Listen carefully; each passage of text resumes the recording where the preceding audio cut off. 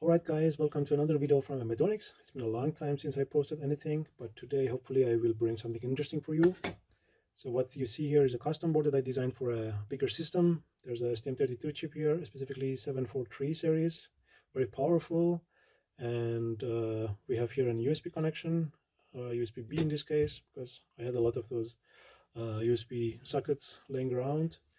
And the idea here, I want to use this USB to like communicate with the outside board using a GUI or whatever, a terminal using this USB that will be emulating a COM port or a serial port.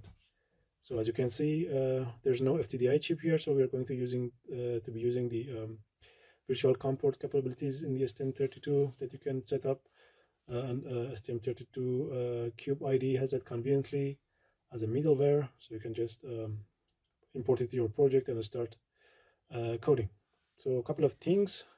This is not a kit, so the connections are a bit different. So I used a couple of other pins to set this. I think we will go to the software and see. I put it as a high speed USB mode, not the full speed. The differences are, for my use cases, doesn't matter really. Just a couple of points that I want to say about this board, that I have some sort of designed it with the EST protection diode in series with the positive and negative lines, but sadly this used diode package was not available, so I had to kind of let's say I have here another of the same board. I had to bypass this diode footprint, and I just wired some wires from there to directly to the series resistors on the USB line. So that would be the only difference when we go to the software. So I will show you what I mean.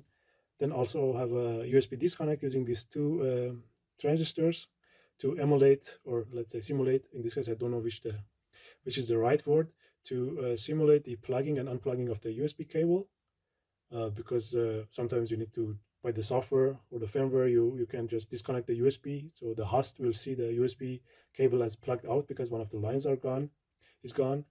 So that's also something to have in mind. So let's put the card in the system to power it up and see if it works. I have not actually tested the card yet. Let's see how we can proceed. So I'll go to the PC and start coding.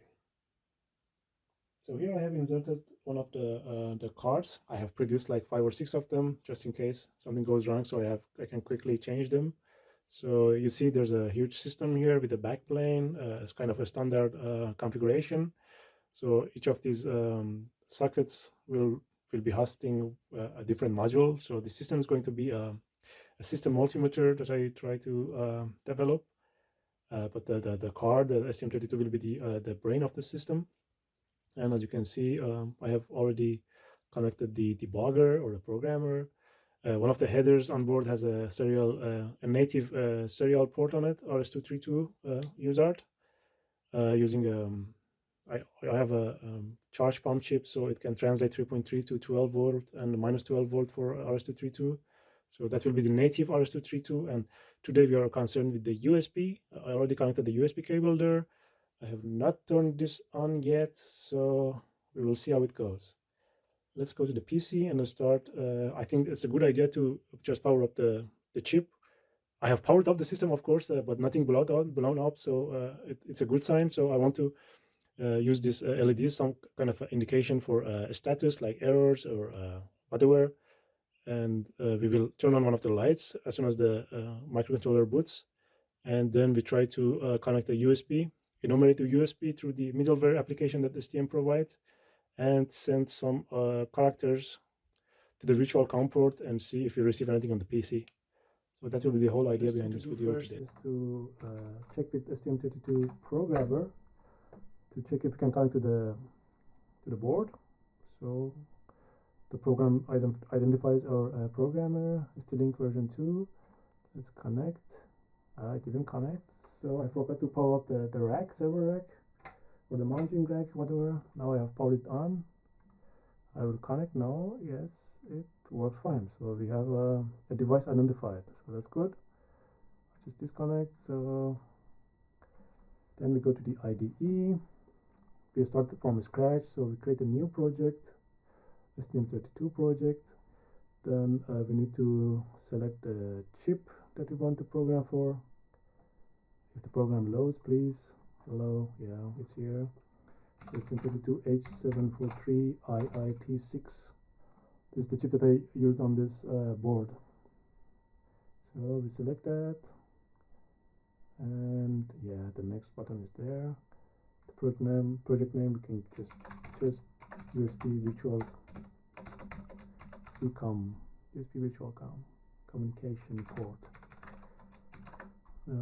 Finish. Yeah, we set the perspective to MX, and this complains about the pre-configuring memory protection for Cortex M7. You can say yes. Don't bother with these default settings. We just quickly want to know if our USB connection works, because a lot of factors can be in play. For example, the impedance matching between the DP and DM, positive and negative data lines. It's very important that you get it right on your PCB. So let's see, the first thing we need to do, I think it's a good idea that I show you the schematic and the PCB itself using the CAD tool. So the PCB is this file. Let's see how I have done it. So by the way, this is CADstar, a very old design tool, CAD tool. So I have connected the USB DM and DP. These are the negative and positive data lines to PB15 and 14. And I have this disconnect line using those two transistors that I showed you to PB13. So if you go to the header section of my schematic, we can see the USB here. So this is the USB socket, and we have the first pin is obviously the 5-volt detection that we don't really use here.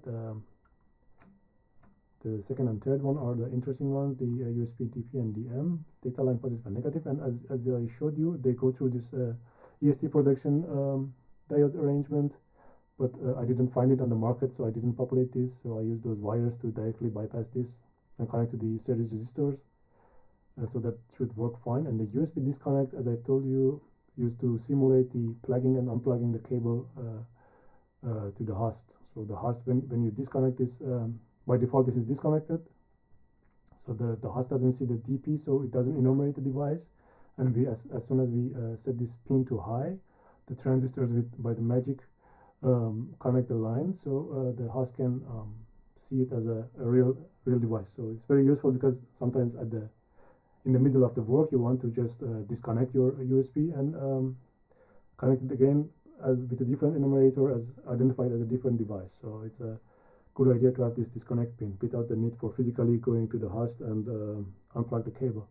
I think this is very common practice. It's very good also for if you want to reprogram your microcontroller through the USB port, you can use this and reset it and bring it into boot mode and all those kind of good stuff. But that doesn't matter for us. So here we want to start from the clock, because there's another thing I used in this design. I used the external crystal. It should be in the support page. So yeah, as you can see, I have here it says 8 megahertz, but actually it's 24 megahertz. I have to update my schematic. And if you go to the PCB view, you see it here. We have the USB socket. The data lines are these two pins, go to the USB the EST protection diode arrangement, and we just simply bypass them with those two wires that I just showed you. And here we have the LEDs for status. I mean, down the road I use it for different things, but let's say we want to let one to be our status indicator that the microcontroller is working. So let's see here. We go back to the IDE. So we start by setting up the clock. So we go to the RCC. We enable the highest speed external clock. We use the crystal ceramic resonator, and then we go to clock configuration. We set it to 24. As I told you, currently there's a 24 megahertz chip clock on it. So I use the multiplexer to use the HSE. And the most important thing for USB is that it should be exactly 48 megahertz. So we cannot use it here, enable it and edit it, because we have to first go to the connectivity tab, find the USB. As I told you, it's going to be a USB higher speed, not a full speed. So it should be as device only, so it will be a device to be connected to a host like my PC at the moment. And that's all. We don't need to activate the VBus because I don't have it connected to my microcontroller, as you know. Yeah. So device only. So PB12 and 13. These are not the pins that I have. So if you remember from the schematic, we have pin 15 and 14. So I will disable this, and I will manually select it here. So it kind of respects my choices. So I put the PB15 to USB positive data line, and 14 to negative data line, and 13 our disconnect GPIO, just a normal GPIO as output. By doing it this way, then when we enable the device, it will respect our connection request and will use these pins instead of whatever it wants. So internal FS physically, device only. That's all we need to do. Then we go to the middleware. So we bring in some of the virtual COM port middleware that STM has prepared for us. So in this case, it's going to be the communication device class virtual COM port. That's all we need. So we leave everything as default, and we only need to I forgot what the LED was here, so let's see what it's called. Pin LED 11. Let's go to the schematic.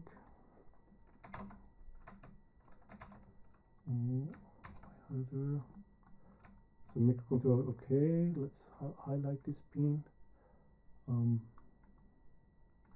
Highlight this microcontroller, okay.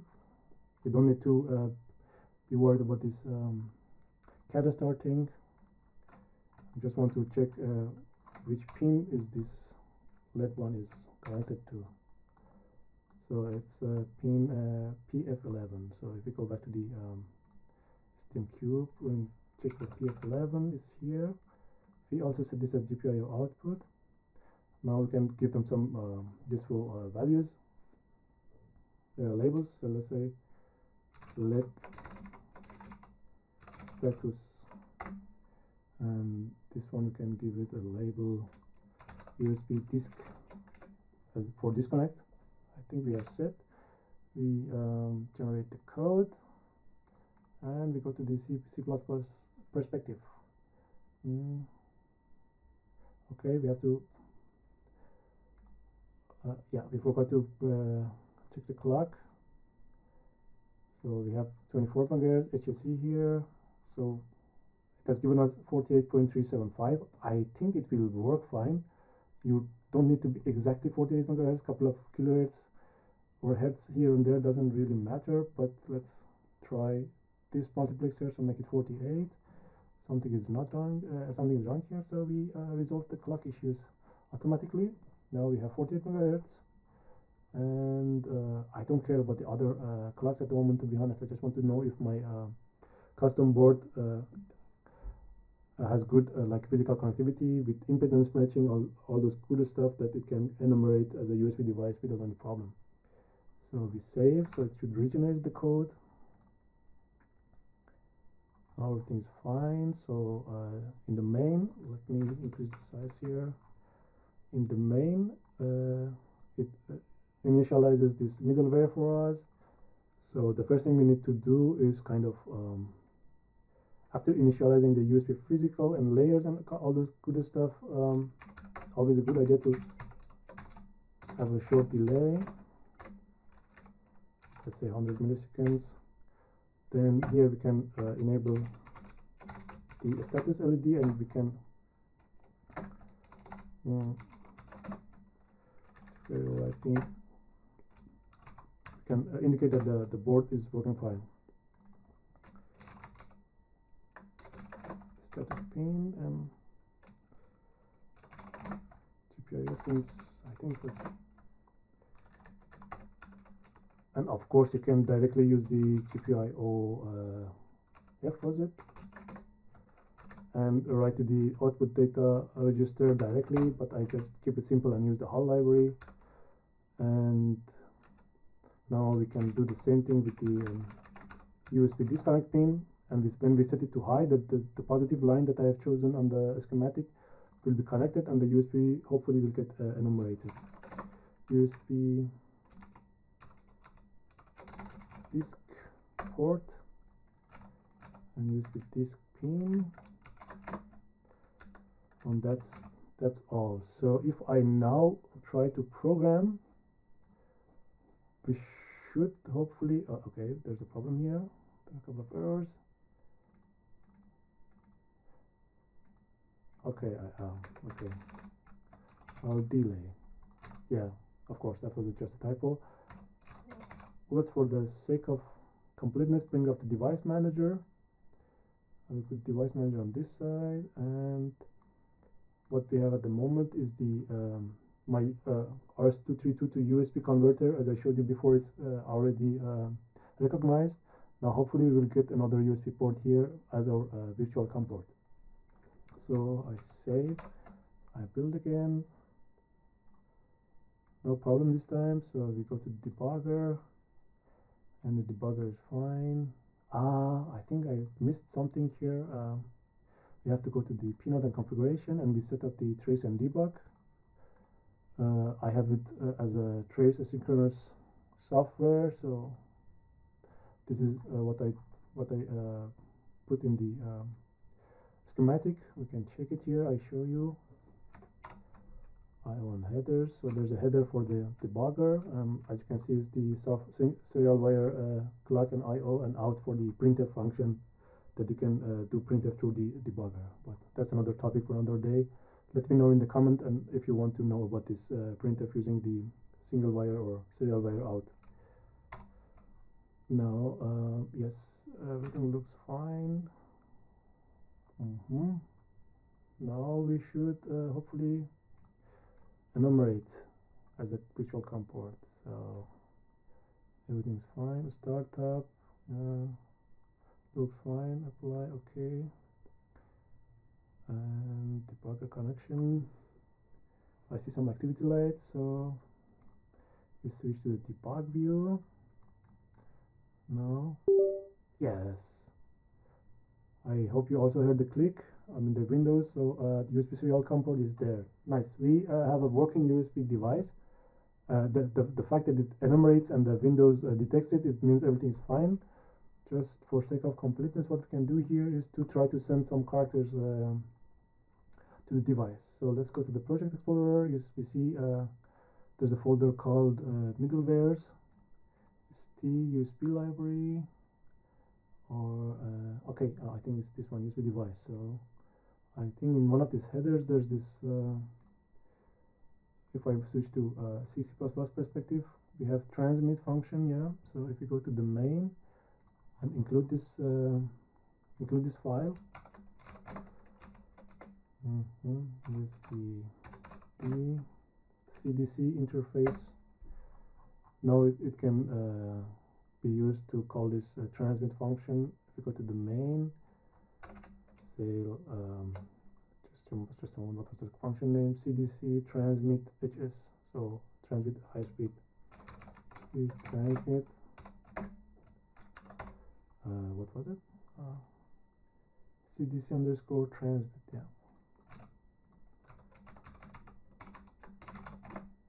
Transmit, so we can transmit something, and the length of this 1, 2, 3, 4, 5, 6, 7, 8, 9, 10, 11, 12, 13, 14, 15. So we send 15 characters, and we, let's say between each send we wait 1 second. Now let's disconnect. I mean, reflash the chip. It's gone. Now it comes back, hopefully. And if we just skip through the breakpoints, well, nice. And now I think we can use my trusty real-term console terminal view. And yes, we have the port here, and the default settings looks fine. I think it should work. Yes. one of the things is funny for the USB is it really doesn't matter what the baud rate is, it automatically figures it out. So that was everything that I had to share with you in this video. If you are interested to know how the whole system works, because as I said, it's going to be a multimeter. I have other modules that will be going to the rack, and I have to communicate between those two things, the microcontroller and every module that is in the system. Maybe I also create some videos about that in the near future. Again, thanks for watching, and if you have any questions, if something doesn't work as I explained, you can write in the comments and I will try to answer you. Thank you very much, and bye bye.